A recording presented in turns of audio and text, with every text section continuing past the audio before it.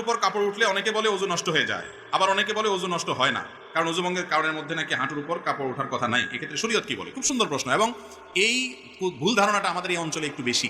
এই অঞ্চলে মানুষের মধ্যে দেখা যায় যে এই ধরনের ধারণা একটু বেশি। হাঁটুর উপরে কাপড় উঠলে বলে যে ওযু চলে গেছে। আসলে কি যায় না?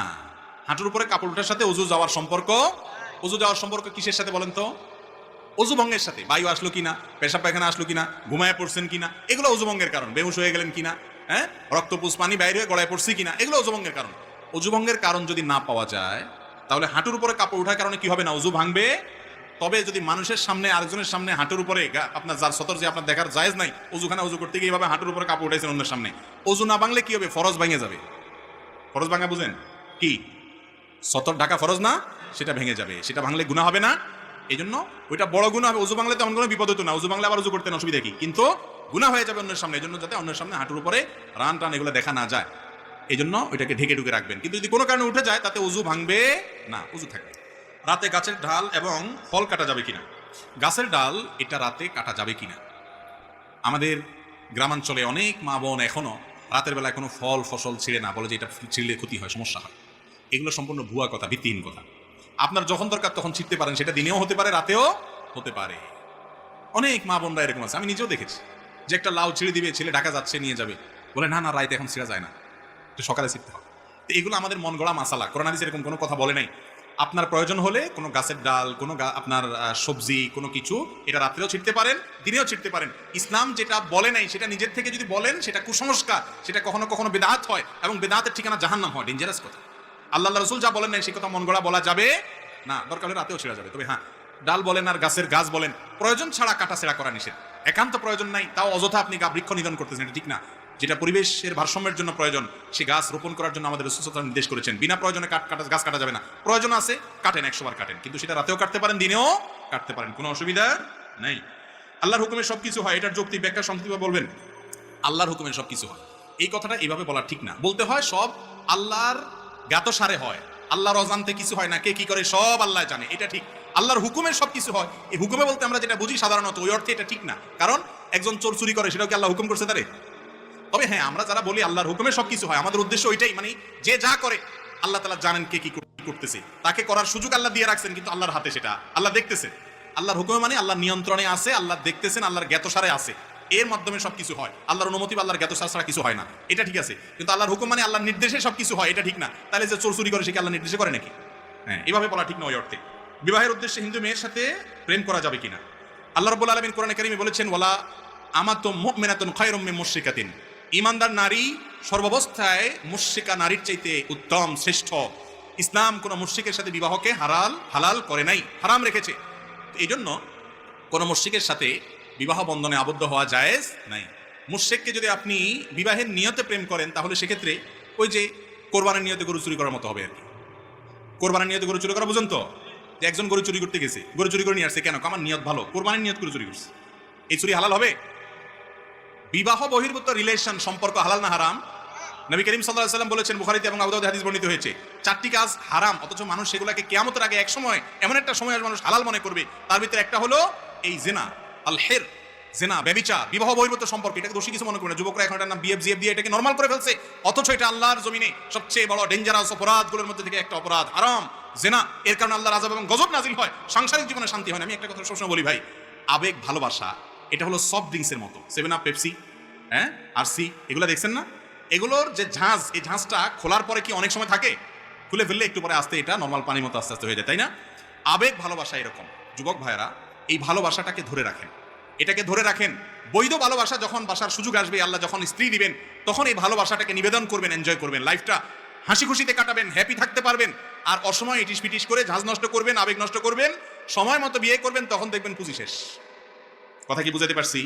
এই জন্য যেগুলো এই বিবাহ বহির্ভূত সম্পর্ক করে, এগুলোর ম্যাক্সিমাম দাম্পত্য জীবনে শান্তি থাকে না, ঝগড়াঝাটি লাগে। দেখেন ওই যে প্রেমের টিচার যারা, এই অবৈধ সম্পর্কের যারা প্রশিক্ষক, নায়ক নায়িকা, গায়ক গায়িকা, বিভিন্ন মডেল তারকা, এরা আপনাদেরকে নাটকে সিনেমা দেখায় কেমনে বাপ মার সাথে বেয়াদবি করে, সমাজের কথা না শুনে, আল্লাহর কথা না বাদ দিয়ে, আল্লাহর কথা বাদ দিয়ে তারপরেও ধরে পালায় যাইতে হবে, যাইয়া প্রেম জয় করে ফেলতে হবে। এসব আকতা কুকতা দেখায় না এরা।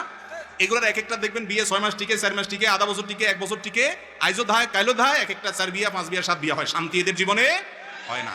কারণ শান্তি আল্লাহ তাআলা এখানে রাখেন নাই। যারা আপনাকে প্রেমের ট্রেনিং দিচ্ছে ও নিজেই প্রেম করে শান্তি পায় না, আপনি কোত্থেকে পাবেন? এই জন্য বিবাহ বহির্ভূত সম্পর্ক করা যাবে? হিন্দু হোক আর মুসলমান হোক, কারোর সাথে করা যাবে? কোনো হিন্দু মেয়েকে আপনি দাওয়াত দিয়ে ইসলামে আনতে পেরেছেন, তিনি স্বেচ্ছায় ইসলাম গ্রহণ করেছেন, তারপর আপনি তাকে বিবাহের প্রস্তাব দিয়ে বিবাহ করবেন। বিবাহ বহির্ভূত কোনো ইটিশ পিটিশ করবেন না। আল্লাহ তাআলা আমাদেরকে হারাম থেকে বেঁচে থাকার তৌফিক দান করুন। এটার জন্য কলিজা লাগে যুবক, কলিজা। এটা সবাই পারে না। সমাজের সব নষ্টামির দিকে চলে যাচ্ছে। আমি একা স্রোতের বিপরীতে চলবে, এর নাম মুসলমান। জান্নাতে বেশি মানুষ যাবে না জাহান্নামে বেশি মানুষ যাবে?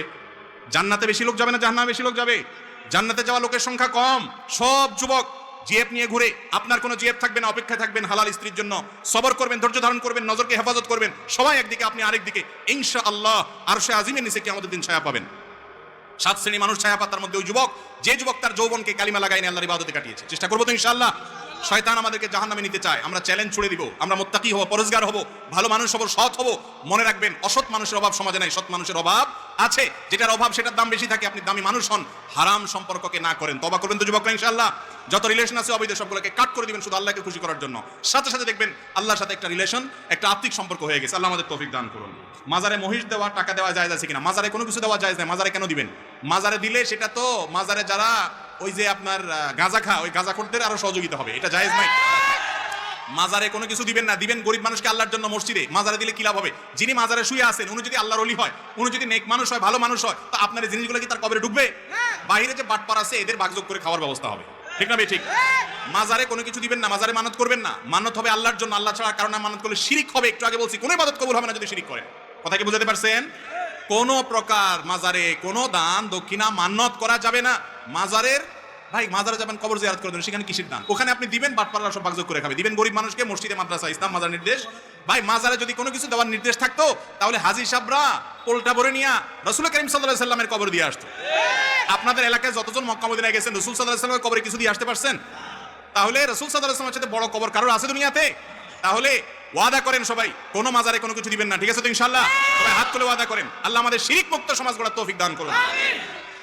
এরপরে প্রশ্ন হলো, ওলিমা ছেলের পক্ষ খাওয়াবে নাকি মেয়ের পক্ষ খাওয়াবে?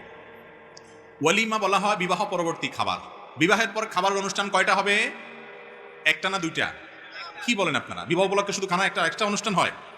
ছেলে দেখতে গিয়ে একটা মেয়ের বাপের বাড়িতে 50-60 জন 70 জন বেহায়ার মতো যায় খায়া আসে। এরপরে আইসা আপনার অলিমার নাম দিয়া ছেলে একটু খাওয়ায় হালকা পাতলা, আর তার কয়েক গুণ বাড়াইয়া মেয়ের বাপের বাড়িতে আবার কি যাত্রী জানি বলে, বরযাত্রী। বরযাত্রী না। কেন বরযাত্রী বলেছি শুনেন। বরযাত্রী হবে তখন যদি আপনি এটা নিয়ে বার্গেনিং করে বেহায়ার মতো নেগোসিয়েশন করেন যে আমাদের পক্ষ থেকে 200 লোক যাবে, মেয়ের বাপ বলছে না 100, কয় না আছে তাহলে 150, মাঝখান দিয়ে থাকুক, দালাল কয়, দালাল থাকে না একটা ঘটক, এটা কয় না ঠিক আছে 150, তাহলে ঠিক আছে তাহলে 125 আমরা চুক্তি করলাম। এই যে একটা কথা, কত বড় নির্লজ্জের মতো কথা, চিন্তা করেন ভাই। শরীয়ত বিয়ে উপলক্ষে একটা খাবারের ব্যবস্থা রেখেছে, সেটা খাওয়াবে কে? ছেলে। ওই ছেলে 50, 100, 200 যায় খাওয়াক না খাওয়াক, তার পুরা গ্রামের মানুষ শুদ্ধা নিয়ে যায় শ্বশুরবাড়িতে খায়া আসে। ওই বেচারা মেয়েটাকে জন্ম দিয়ে লালন পালন করে এই তো বড় করে দিয়েছে, এই মেয়ের সকল সার্ভিস, এত বড় মেয়েটাকে তুলে বাড়িতে নিয়ে আসছেন, সারা জীবনের জন্য আপনার বাড়িতে সার্ভিস দিবে। আপনি তো শ্বশুর মশাইরে সালাম করতে করতে জীবন পার করবেন, উল্টা বেহায়ার মতো বেচারা মেয়েও দিছে, আবার খাওয়াবেও, আবার যৌতুকও দেয়। এটার নাম হলো ডাকাতি। এই জন্য বললাম এটা বরযাত্রী, এটা কখনো বরযাত্রী। আপনি আপনার বাপ, চাচা, 2-4 জন মুরব্বী যাইতে পারেন বিয়ে উপলক্ষে খাওয়াবে ছেলে, কিন্তু আমাদের সমাজে বিশেষ করে মেয়ে জন্ম দিয়া বাপ মা যেন ভুল করে ফেলছে, অপরাধ করে ফেলছে। যুবকরা, এই অনাচারের বিরুদ্ধে আপনাদেরকে দাঁড়াতে হবে যে আমার বিয়েতে অনাচার আমি করতে দিব না। মুশকিল হলে এটা যখন বলবেন তখন মুরব্বীরা বলবে বাবারে বিয়ের আগে হাতে শ্বশুরবাড়ির পক্ষে কথা কয়, বিয়ে করলে জানি কি করবো, ঠিক না? ঠিক বলবেন না। আমি উল্টা পাল্টা অন্যায়ভাবে শ্বশুরবাড়ির পক্ষে টানবো না ইনশাল্লাহ। মা বাবার সাথে কারোর কোনো তুলনা নেই, মা বাবা মাথার উপরে। আমি আপনাদের কথার বাইরে চলবো না, কিন্তু যেই কথা আপনাদের মানতে গেলে জুলুম হবে আরেকটা মানুষের সেটা করা যাবে না। হ্যাঁ, কোনো মেয়ের বাপের অডেল আছে, সে নিজে খুশি মনে খাওয়াইতে চায়, বরং জোর করে আপনাদেরকে নিয়ে খাওয়াইতে চায়, সেটা আপনারা খাইলেন, অসুবিধা নেই। কথা বুঝাতে পারছি? কিন্তু এই কালচারটা দূর করতে হবে। কালচারটা যে আপনার না হয় সমর্থ আছে খাওয়াবেন, কিন্তু তখন সমাজে একজন গরিব বাবা, সে তো ধার করে কর্জ করে সুদের উপরে টাকা নিয়েও খাওয়াইতে হবে, ঠিক না? ঠিক। অতএব এই বদযাত্রীর এই কালচারটা আমাদের সমাজ থেকে ঝেঁটিয়ে বিদায় করতে হবে ইনশাআল্লাহ। করবেন তো যুবকরা ইনশাআল্লাহ? সমাজ পরিবর্তন আমাদেরকে করতে হবে। ইসলাম বলেছে তুমি বিয়ে করছো তুমি খাওয়াবা ভাই, তুমি আবার যাই আরেকজনকে চাঁদাবাজি করবে কেন? করে তো করে আবার টেবিল চেয়ার নিয়ে আপনার চাঁদাবাজি করে, আছে না নেই? এগুলো করবেন না, এগুলো খুব খারাপ জিনিস, খুব খারাপ জিনিস। খাওয়ানো তো খাওয়ানো, আবার আসার সময় জিনিসপত্র কত করে নিয়ে আসে। আমার মনে হয় এর চেয়ে বড় ডাকাতি বাংলাদেশে আর দ্বিতীয়টা নেই। ওলা একটা জন্ম দিয়ে কিছু একটা ঘটায় ফেলছেন। হ্যাঁ, এবার দেখতে গিয়া খাওন, এমনি গিয়া খাওন, হেমনি গিয়া খাওন, আবার শীত নাস্তা, আবার আপনার ওই যে শীতের কি মানে ফলের মৌসুমে ফল পাঠানো, হাজারো অনাচার, এগুলো সব চাঁদাবাজি ডাকাতি। এর চাইতে ডাকাত ভালো, ডাকাতের অস্ত্র দেখে আপনি সাবধান থাকতে পারেন। আর এটা হলো ভদ্রবেশে ডাকাতি। এই ডাকাতি করবো আমরা? আল্লাহ আমাদেরকে বুঝার তৌফিক দান করুন। বিয়ে উপলক্ষে খানা কয়টা হবে? একটা। সেটা কে খাওয়াবে? ছেলে না মেয়ে পক্ষ? ছেলে পক্ষ খাবেন, মেয়ে পক্ষের বাড়িতে দর দস্তুর করে লোকজন নিয়ে। ভাই, পুরো এলাকার মানুষ নিয়ে আপনি খাওয়াইলে কি লাভ হবে বলেন তো? কি লাভ হবে বলেন? সম্পর্ক হয়েছে দুটা ফ্যামিলির মধ্যে, হাতে মুতে খাইলো, লাভ হইলো কি বলেন? মাঝখান দিয়ে ওই বেচারার টাকা নষ্ট হলো, আপনার কি লাভ হইলো? সমাজের মানুষ কি বলবে ওই সমস্ত দিক না থাকে, কোরআন হাদিস কি বলে সেটা মানবেন তো ইনশাআল্লাহ? আল্লাহ আমাদের তৌফিক দান করুন।